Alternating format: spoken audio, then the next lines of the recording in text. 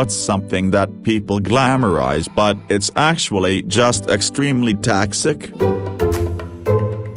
Serial killers. Hate me all you want, but it's disgusting how a lot of people obsess over them and think they're so cool and edgy for liking them. It's got to the point where people have forgotten it's a genuine problem and not just the subject in a documentary, TV show, book, etc. Like, imagine being murdered by someone and they end up being idolized while no one cares that you even died. Weed. So many people believe in the myth that weed isn't bad for you and that it helps with cancer and anxiety. That's not true in the slightest.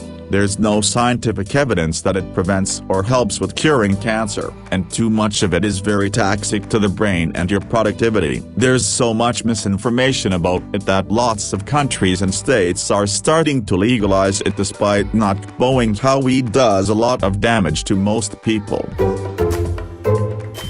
Vloggers. My little brother watches some violent shit that's literally just about being a boss and calling shitty actions pranks. I watched one video with him and it was all about fucking up Target and harassing old people. Oh, and he never forgot to say, make sure your parents buy you tickets to my shows, super cheap, $40. Just pandering to little kids so he can make money and being an awful influence on most kids like my brother. The Mafia. Most movies portray them as this really cool club of guys who live by a code of honor passed down from the old world and who the law is too afraid to touch because they're so badass, blah blah blah. In reality, they are psychopathic petty criminals who are complete parasites on society. The Sopranos did a really good job of showing how whatever code they live by only goes so far as is convenient for them at any given time because they're all a bunch of hypocritical thugs. But even that was lost on a lot of people, and most movies glamorize them way more. The broken hero of just about every action movie, douche to their family, kids, and doesn't follow any rule at work, wakes up on the couch after a 3-day bender, then goes to work in yesterday's clothes and saves the world. I fell for this bullshit, spent 57 days in rehab getting straightened out. 4 years later I'm in the best fucking shape of my life with a healthy home life and I am way better at my job. We need to redefine what the fuck an actual hero is and present some healthy role models for young people. Not that I'm bitter at all.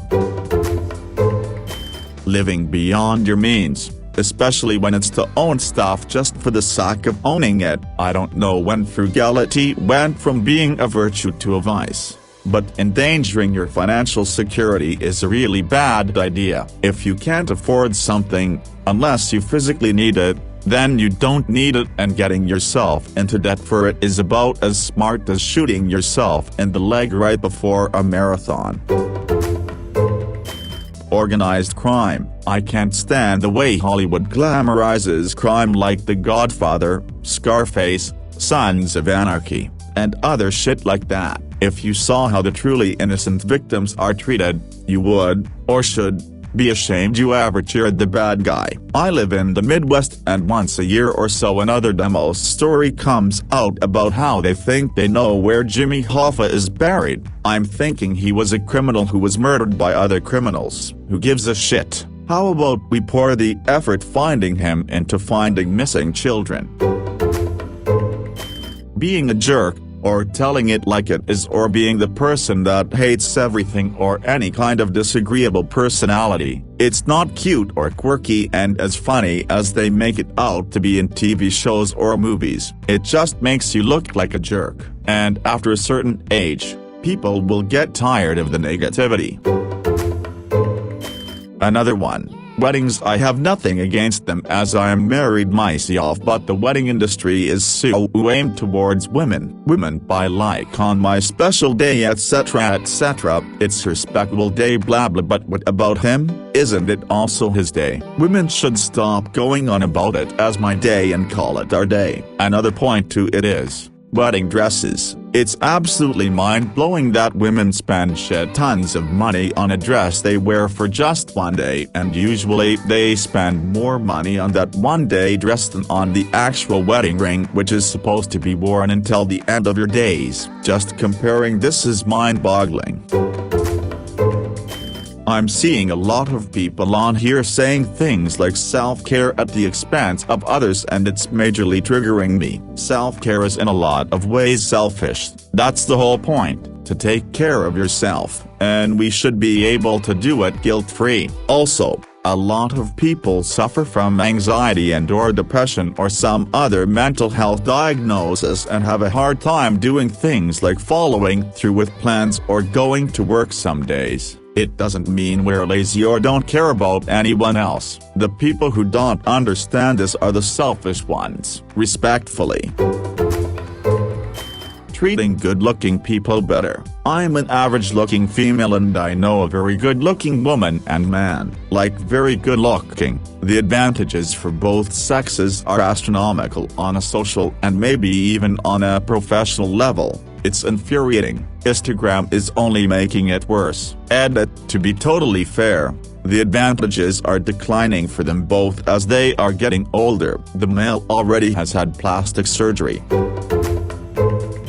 As a recent university grad, I would have to say academia. I found many researchers glamorized working in academia as though it was the pinnacle of human accomplishment, where you could be paid to pursue your ideas and interests. But really, it's a very toxic environment where everyone is stressed out, overworked, underpaid and trying to outdo one another. I'm sure it's not like this everywhere, just my experience. The crazy creative genius, starving artist trope. Artists aren't starving because they're happy to sacrifice for their craft. They're starving because they're trying to survive an economic system that does not value forms of labor that don't produce immediate returns on investment. Van Gogh didn't cut off his ear so that 21st century movie producers could have compelling content for their artist biopics. He did so because there was insufficient economic, social, medical, etc. support for someone like him. Speaking as someone who's lost more than one colleague to suicide, typing this message on the anniversary of one of their deaths, I can tell you that there is still insufficient support for people who are born with many gifts but can't find a way to thrive in this world. These people who are ignored during their lifetimes, but glamorized in the cinema and auction houses, aren't brilliant rebels who should be appreciated for their non-conformity. They don't lead beautifully tragic lives. They are getting royally fucked. The tragic genius trope just makes the tragedy easy to monetize and consume. Call-out culture. This will need an explanation. I'm not talking about standing up to unacceptable behavior in a constructive way here. That's good. I'm talking about the specific culture of scapegoating and cyberbullying individuals on social media. I'm about as progressive, egalitarian and socially liberal as they come. I've always assumed that in order to try and do my bit to equalize some of the privileges I've been born with, I need to spend some of my time articulating positive messages to those who may not already be on board, set an example myself and build a broader coalition of people in favor of positive change. What I see online, however, is people who profess to have similar values to me finishing of an Instagram post on performative allyship and then going straight to gang cyberbullying a working class person who said something stupid. It's as if I can see the divisions being formed in real time, the stubbornness created in the mind of someone that could have been an ally but now feels their only place of sanctuary is with those who didn't team up and bully them. And we know where that is. I see a lot of public expressions of support for causes on my social media, backed by very little actual groundwork where it matters. The scapegoating aspect of call-out culture is simply satisfying people's desire to dominate the weaker person. It's obvious, it's visible, and it hurts more than just the person you are bullying by turning people away from the causes you profess to represent. Vaping, weed, excessive drinking, especially for high schoolers. I know people who will come to school saying when you're so depressed you get addicted to nicotine. I'm so quirky, and it's terrible how many people agree. You are setting yourselves up for failure from the start. The worst part is they preach about how bad smoking cigarettes is. They don't understand that vaping is seriously not that much better, and smoke in your lungs at all isn't good for you. Also, the people who brag about how little sleep they got. I totally failed that test today, but I only got 2 hours of sleep because I was on my phone, lol. Please shut the fuck up. No one cares that you failed that test because it was your fault.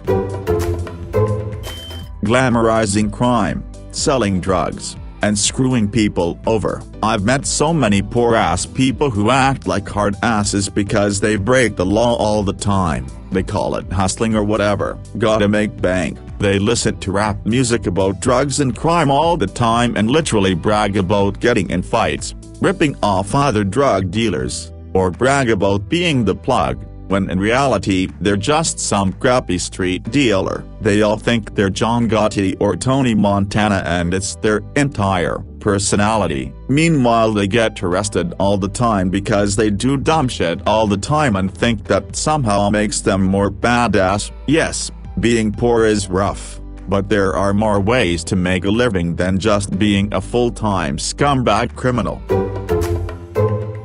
Online witch hunts, crusades, etc. Basically, anytime a band of online social media avatars gang up on a single person and, I'm just going to call it what it is, harass them. I know, it's totally okay because they're public figures or whatever, because they deserve it, because they're also somehow supporting harassment, so they're fair game. However you go about justifying your own harassment towards them, fine. Just don't deny what you're actually doing and call it something different. It's harassment. I know firsthand that feeling. I used to be a part of them. I know how easy it is to deny being the bully, because I considered myself in the benevolent ideology. I was just fighting back, fighting back. Despite having never even been spoken to by my target, fighting back against offenses that I've extrapolated through logical association fallacies,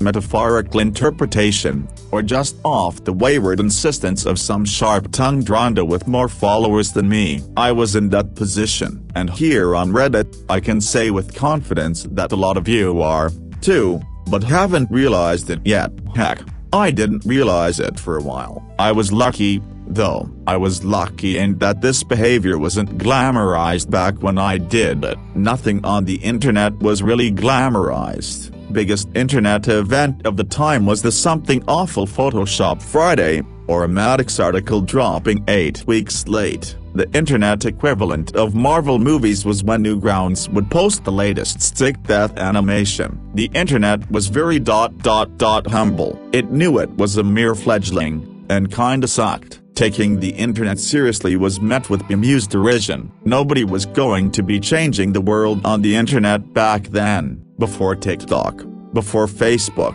before even MySpace was a household name. People argued on the internet just for their own entertainment. If somebody went through incredible efforts to source and support a political stance and went into tremendous detail, their opponent could laugh at their text wall, ridicule them all like, wow, you need to get the life. This is just the internet, my dude.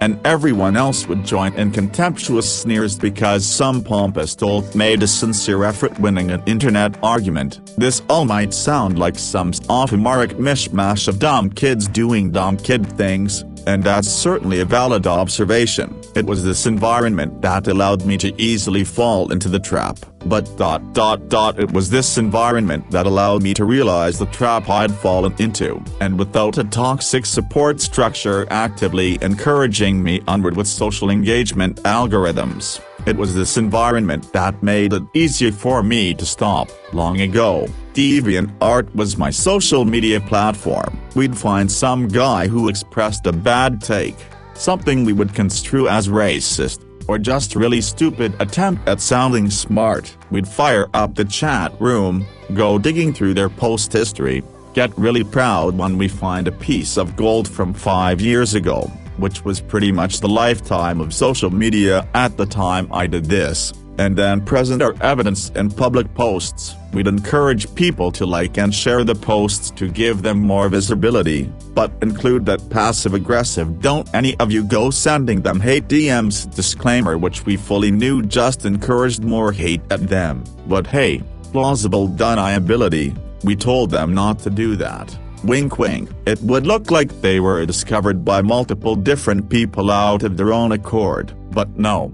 It was coordinated. We would comment on each other's posts, pretending to be wayward passers-by, saying "this is awful. Thank you for bringing this to light." DeviantArt admins weren't dumb. They checked our posting histories, immediately noticed there was obvious collusion between our dumbasses, issued week-long bans to every one of us for harassment, and dismissed all our report tickets to the policy violations admins. Thinking back to the comments I reported, the crimes I thought I witnessed, I remember thinking I was doing good. I remember believing I was making DeviantArt a better place, but I look back from the vantage point of a matured mind, having spent decades dealing with real people in the real world, witnessing with my own eyes the faces of real racists, real idiots, real hate, and I not only see my previously flawed worldview, I see my previously flawed worldview ...